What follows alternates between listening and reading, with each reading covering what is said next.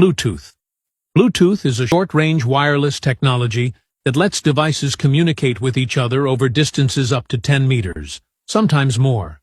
It uses radio waves in the 2.4 GHz band to send small packets of data back and forth between devices. You've seen Bluetooth in action if you've ever paired wireless earbuds with your phone, connected a wireless game controller to a console, or transferred files between two smartphones. Bluetooth uses a process called pairing, which creates a secure, one-to-one connection between two devices. Once paired, they remember each other and can reconnect automatically in the future. Most modern Bluetooth uses something called Bluetooth Low Energy, or BLE. BLE consumes much less power, making it ideal for smartwatches, fitness trackers, or wireless keyboards that run on small batteries. However, Bluetooth isn't meant for large data transfers, just short bursts of information like audio signals, input commands, or sensor data. The downside? Interference. Bluetooth operates in the same frequency range as Wi-Fi and microwave ovens.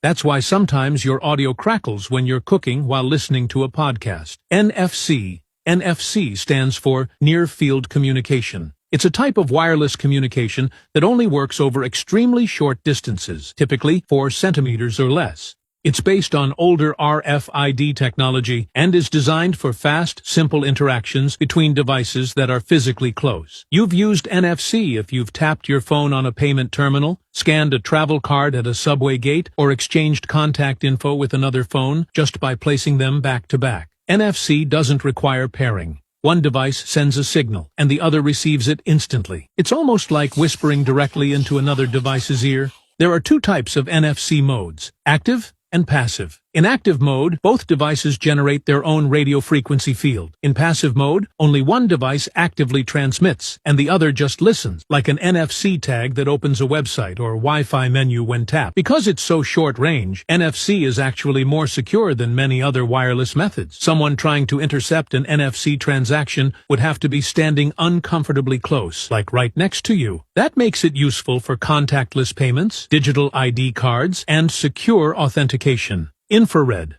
IR. Infrared communication uses invisible light instead of radio waves. It was one of the earliest forms of wireless data transfer in consumer devices. You've seen IR in your TV remote. When you press a button, it sends a beam of infrared light to the TV, which receives the signal and performs the command. Infrared requires line of sight. That means the two devices need to be pointed directly at each other, with no obstacles in between. It's directional, like shining a flashlight. This makes IR very limited in range, usually less than 5 meters, and vulnerable to interference from sunlight or other bright light sources. In the early 2000s, infrared was also used to transfer files between mobile phones, but it was painfully slow and clunky. Today, IR is mostly used for remote controls, air conditioner panels, and other low-bandwidth, single-function devices. The advantage of IR is that it's cheap, easy to implement, and doesn't suffer from radio interference, but it's being replaced by more flexible options like Bluetooth and Wi-Fi in most modern gadgets. Zigbee. Zigbee is a wireless communication protocol designed specifically for smart home devices and low-power IoT systems. It's optimized for sending small amounts of data over long periods without draining battery life. Zigbee operates in the same 2.4 GHz band as Bluetooth, but uses a mesh network structure. In a Zigbee mesh network, each device, like a smart bulb, sensor, or plug, can relay signals from other devices. So instead of each device needing a direct connection to your central hub or router, the signal can hop from one device to the next until it reaches its destination. This extends the coverage and increases the reliability of the entire network. For example, if your smart thermostat is too far from the main hub, the signal might bounce through a smart plug in the hallway and then a light switch in the kitchen to reach the thermostat. That's the mesh at work. Zigbee's strengths are its low power usage and scalability. You can have dozens of devices communicating efficiently without crowding your main Wi-Fi. But Zigbee requires a dedicated hub, like a smart home controller, to manage the devices. And since different manufacturers sometimes implement Zigbee slightly differently, not every device works with every hub out of the box. Z-Wave.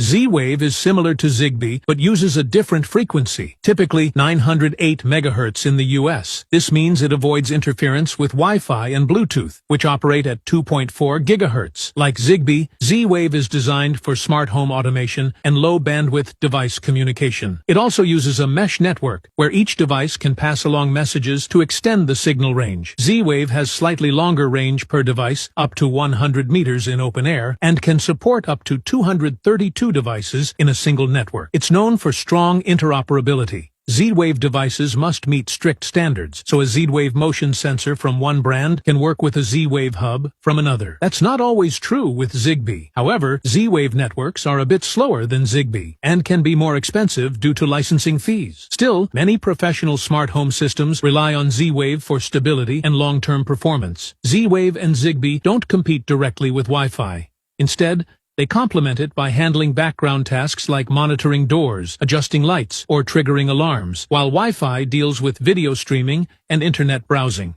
Wi-Fi is the most common wireless technology used to connect devices to the internet without physical cables. It transmits data using radio waves in two frequency bands, 2.4 GHz and 5 GHz. The 2.4 GHz band offers wider coverage but slower speeds. The 5 GHz band is faster but has a shorter range and doesn't pass through walls as easily. When you connect your phone or laptop to Wi-Fi, you're joining a local wireless network, typically managed by a router. That router acts like a traffic controller, directing data between your device and your internet service provider. Most modern routers also support dual-band or tri-band Wi-Fi. Wi-Fi standards are labeled by numbers like 802.11n, 802.11ac, and 802.11ax. The most recent version is called Wi-Fi 6, 802.11ax, which improves speed, range, and the ability to manage many devices at once, perfect for busy homes with smart TVs, game consoles, and smart home devices all connected. One important thing, Wi-Fi is fast, but it's also vulnerable. If your network isn't secured with a strong password and encryption like WPA3, outsiders can connect to your network and potentially access your data. Li-Fi. Li-Fi stands for light fidelity. Unlike Wi-Fi, which uses radio waves,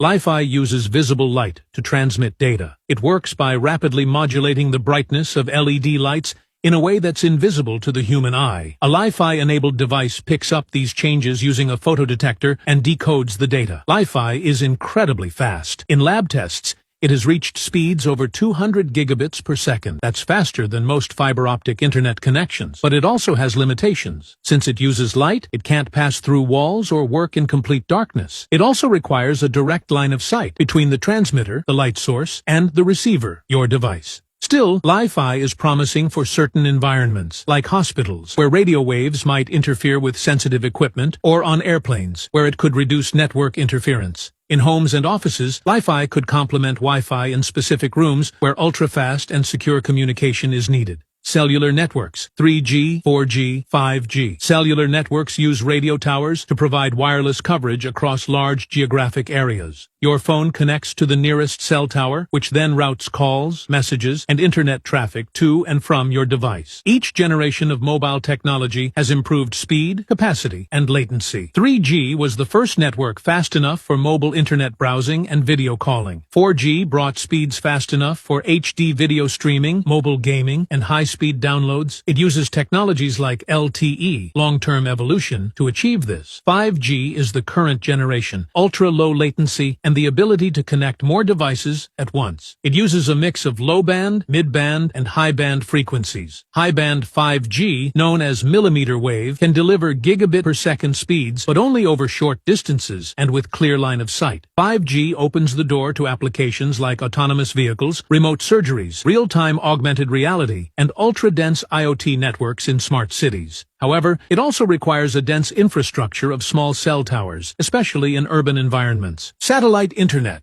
Satellite internet connects you to the web using satellites orbiting Earth. It's ideal for rural or remote areas where fiber or cable lines don't reach. Traditional satellite systems use geostationary satellites positioned around 35,000 kilometers above the Earth. These systems have global coverage, but because the signal has to travel so far, they suffer from high latency, usually over 600 milliseconds. This delay can be noticeable in online gaming or video calls. Download speeds are typically slower, and upload speeds even even more limited. Data caps and higher costs are also common. A newer generation of satellite internet, like Starlink by SpaceX, uses low Earth orbit (LEO) satellites, which orbit at around 500 to 2,000 kilometers. Because the signal travels a shorter distance, latency drops significantly, often below 50 milliseconds.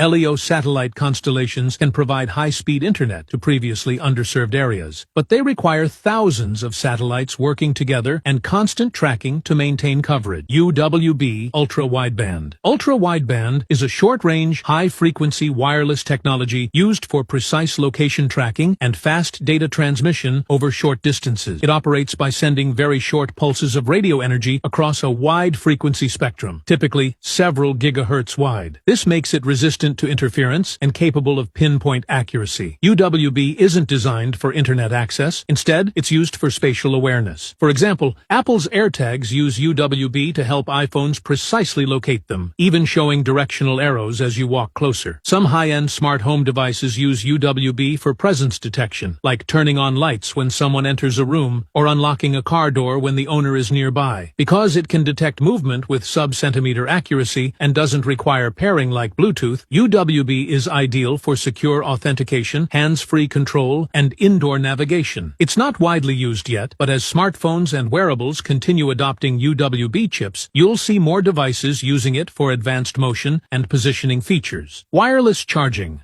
Wireless charging uses a process called inductive charging to transfer power from a charging pad to a device without needing a physical cable. It works using two coils, one inside the charger and one inside the device. When the charger's coil is energized, it creates a magnetic field. The device's coil picks up that field and converts it into electricity. This only works over very short distances, usually less than 10 millimeters, which is why your phone has to sit directly on the pad. The most common standard is Qi, pronounced Qi, which is supported by most modern smartphones, wireless earbuds, and even electric toothbrushes. There are also resonant and radio frequency charging technologies that allow for slightly more distance, but they're less common in consumer products. Wireless charging is convenient, but it's generally slower and less efficient than plugging in directly. More heat is generated, and positioning matters. If your phone isn't aligned properly, it might charge slowly or not at all. Still, it's ideal for nightstands, desks, or car mounts, where you want to avoid plugging and unplugging your device multiple times a day. The one on screen? Worth a look, if you like knowing what most people don't.